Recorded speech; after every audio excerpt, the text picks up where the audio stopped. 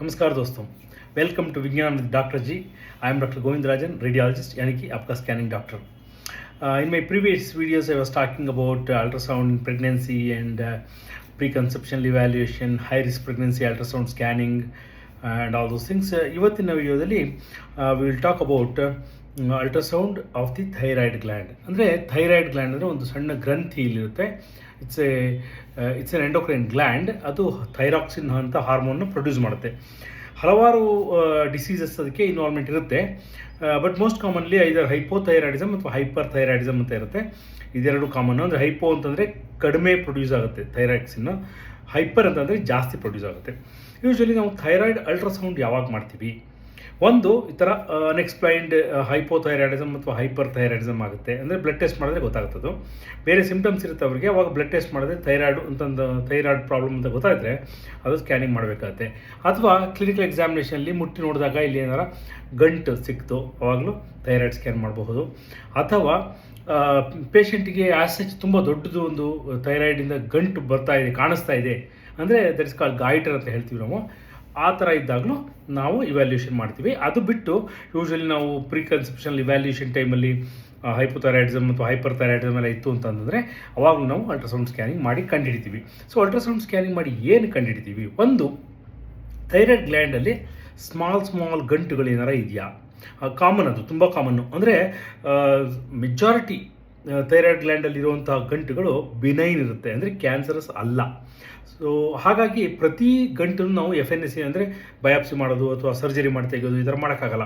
So ಅದಕ್ಕೆ ನಾವು ಒಂದು ಕ್ಯಾಟಗರಿ ಮಾಡ್ತೀವಿ. ಅಂದರೆ ಈ ಟೈರಾಯ್ಡ್ಸ್ ಅಂತ ಹೇಳ್ತೀವಿ, TIRADS ಅಂತ. ಅಂದರೆ thyroid imaging reporting and data system ಅಂತ ಅಂದ್ಬಿಟ್ಟು ಹೇಳ್ತೀವಿ. ಅದು ಏನಂತಂದರೆ ನಮಗೆ ಯಾವುದೇ ಗಂಟು ಕಾಣಿಸೋದು ಥೈರಾಯ್ಡಲ್ಲಿ ನಾವು ಅದನ್ನು ಅಪಿಯರೆನ್ಸ್ ಅಲ್ಟ್ರಾಸೌಂಡ್ ಸ್ಕ್ಯಾನಿಂಗಲ್ಲಿ ಯಾವ ಥರ ಕಾಣಿಸ್ತಾ ಇದೆ ಅಂತ ಅಪಿಯರೆನ್ಸ್ ಮೇಲೆ ಸ್ಕೋರಿಂಗ್ ಮಾಡಿಬಿಟ್ಟು ಥೈರಾಯ್ಡ್ಸ್ 1, 2, 3, 4, 5 ಅಂತ ಸ್ಕೋರಿಂಗ್ ಮಾಡಿ ಸೈಜಿಗೆ ಸಮೇತವಾಗಿ ಅದನ್ನು ಬರೆದು, ಸೊ ನೆಕ್ಸ್ಟ್ ಸ್ಟೆಪ್ ಏನು ಮಾಡಬೇಕು ಅಂದರೆ, ಇವಾಗ ಹೈಯರ್ ದಿ ನಂಬರ್ ಥೈರಾಯ್ಡ್ಸ್ 5 ಅಂತಂದರೆ ಕ್ಯಾನ್ಸರಸ್ ಆಗುವಂಥ ಸಾಧ್ಯತೆಗಳು ಜಾಸ್ತಿ ಇರುತ್ತೆ.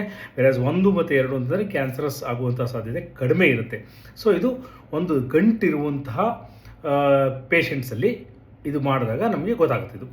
ಇದು ಟೈರಾಯ್ಡ್ಸ್ ಅಂತ ಮಾಡ್ತೀವಿ. ಅಂದರೆ ಅವಾಗ ಏನು ಮಾಡ್ತೀವಿ ನಾವು, ಒಂದು ಹೈ ರೆಸಲ್ಯೂಷನ್ ಟ್ರಾನ್ಸ್ಡ್ಯೂಸರ್ ಅಂತ ಹೇಳ್ತೀವಿ. ಅದಕ್ಕೆ separate transducer, normally abdomen scan ಮಾಡುವಂಥ ಟ್ರಾನ್ಸ್ಡ್ಯೂಸರ್ ಯೂಸ್ ಮಾಡಿಕೊಂಡು ಮಾಡಲಿಕ್ಕಾಗಲ್ಲ. ಯಾಕೆಂದರೆ it's A very small part. So ನಿಮಗೆ ತುಂಬ ಹೈ ರೆಸಲ್ಯೂಷನ್ ಬೇಕಾಗುತ್ತೆ. ಹಾಗಾಗಿ ಒಂದು ಲೀನಿಯರ್ ಪ್ರೋಬ್ ಅಂತ ಹೇಳ್ತೀವಿ. ಟೆಕ್ನಿಕ್ ಎಲ್ಲ ಸೇಮೇ, ಆದರೆ ನಾವು ಯೂಶ್ವಲಿ ಅಲ್ಲಿ ಒಂದು ಈ ನೆಕ್ಕನ್ನು ಎಕ್ಸ್ಟೆಂಡ್ ಮಾಡಿಸಿ ಮಲಗಿಸಿರ್ತೀವಿ. ಆದ ಮೇಲೆ ಇಲ್ಲಿ ಜೆಲ್ ಹಾಕ್ಬಿಟ್ಟು ಸ್ಕ್ಯಾನ್ ಮಾಡ್ತೀವಿ ನಾವು. ಸೊ ಅದರಲ್ಲಿ ಯೂಶ್ವಲಿ ಅದು ಫ್ಲೂಯಿಡ್ ಥರ ಇರುತ್ತಾ, ಗಂಟು ಥರ ಇರುತ್ತಾ, ಅಥವಾ ಕ್ಯಾಲ್ಸಿಫಿಕೇಷನ್ ಇರುತ್ತಾ, ಇದೆಲ್ಲ ಕಂಡುಹಿಡಿಬೋದು. ಮತ್ತು ಕಲರ್ ಫ್ಲೋ ಹಾಕಿದ್ರೆ, ಡಾಪ್ಲರ್ ಹಾಕಿದ್ರೆ ಅದರ ವ್ಯಾಸ್ಕ್ಯುಲಾರಿಟಿ ಇದೆಯಾ ಇಲ್ವಾ ಅದೆಲ್ಲ ಗೊತ್ತಾಗುತ್ತೆ ನಮಗೆ. ಇದು ಒಂದು. ಇನ್ನೊಂದು ತರಹ ಏನಂತಂದರೆ, ಥೈರಾಯ್ಡ್ ಫುಲ್ಲು ಡಿಫ್ಯೂಸಾಗಿ ಸ್ವೆಲ್ಲಿಂಗ್ ಆಗಿರುತ್ತೆ. ಅಂದರೆ ಒಂದು ಸಿಂಗಲ್ ಗಂಟು ಥರ ಇರೋಲ್ಲ, ಫುಲ್ಲು ಡಿಫ್ಯೂಸಾಗಿ ಬಲ್ಕಿ ಆಗಿರುತ್ತೆ. ಸೊ ಸಮ್ಟೈಮ್ಸ್ ನಾವು ಹೇಳ್ತೀವಿ ಥೈರಾಯ್ಡ್ ಐಟಿಸ್ ಅಂತ ಹೇಳ್ತೀವಿ. ಅಂದರೆ ಒಂದು ವೈರಲ್ ಇನ್ಫ್ಲಮೇಷನ್ ಆಗಿರುತ್ತೆ, ಅಥವಾ ಬಾಡಿಯಲ್ಲಿ ಆಟೋ ಇಮ್ಯೂನ್ ಎಫೆಕ್ಟಿಂದಾಗಿ ಅದು ಸೋಲನ್ ಆಗಿರುತ್ತೆ. ಅದರಿಂದ ಥೈರಾಯ್ಡ್ ಡ್ಯಾಮೇಜ್ ಆಗುವಂಥ ಸಾಧ್ಯತೆ ಇರುತ್ತೆ. ಅರ್ಲಿ ಫೇಸಸಲ್ಲಿ ಅದು ಹೈಪರ್ ಥೈರಾಯ್ಡಿಸಮ್ ಅಂದರೆ ಜಾಸ್ತಿ ಥೈರಾಕ್ಸಿನ್ ಪ್ರೊಡ್ಯೂಸ್ ಆಗಿ ಹೋಗ್ತಾ over A period of time hypothyroidism ಆಗಿ ಕೊನೆಗೆ ಥೈರಾಯ್ಡ್ ಗ್ಲ್ಯಾಂಡು ಅಟ್ರೋಫಿ ಅಂದರೆ ಥಿನ್ ಆಗಿಬಿಡುತ್ತೆ. ಸೊ ಇದನ್ನು ನಾವು ಅರ್ಲಿ ಫೇಸಸ್ಸಲ್ಲಿ ಕಂಡುಹಿಡಿದಾಗ ಡಿಫ್ಯೂಸ್ ಥಿಕನಿಂಗ್ ಅಂದರೆ ಎನ್ಲಾರ್ಜ್ಮೆಂಟ್ ಇರುತ್ತೆ. ಎಂಟೈರ್ ಥೈರಾಯ್ಡ್ ಗ್ಲ್ಯಾಂಡು ಎರಡೂ ಕಡೆ ಇರುತ್ತೆ. ಯೂಶ್ವಲಿ 2 ಲೋಬ್ ಇರುತ್ತೆ, ರೈಟ್ ಲೋಬು, ಲೆಫ್ಟ್ ಲೋಬ್, ಮತ್ತು ಮಧ್ಯೆ ಇಸ್ತ್ಮಸ್ ಅಂತ ಹೇಳ್ತೀವಿ. ಇಷ್ಟು ಫುಲ್ಲು ಡಿಫ್ಯೂಸ್ ಆಗಿ ಎನ್ಲಾರ್ಜ್ ಆಗಿರುತ್ತೆ. ಅದ್ರ ಜೊತೆಗೆ ಇನ್ಕ್ರೀಸ್ಡ್ ವ್ಯಾಸ್ಕ್ಯುಲಾರಿಟಿ ಅಂತ ಹೇಳ್ತೀವಿ. ಅಂದರೆ ಡಾಪ್ಲರ್ ಹಾಕಿದ್ರೆ ತುಂಬ ಬ್ಲಡ್ ಫ್ಲೋ ಕಾಣಿಸುತ್ತೆ. ಇದು ಇನ್ಫ್ಲಮೇಷನ್ ಸಿಗ್ನೇಚರ್.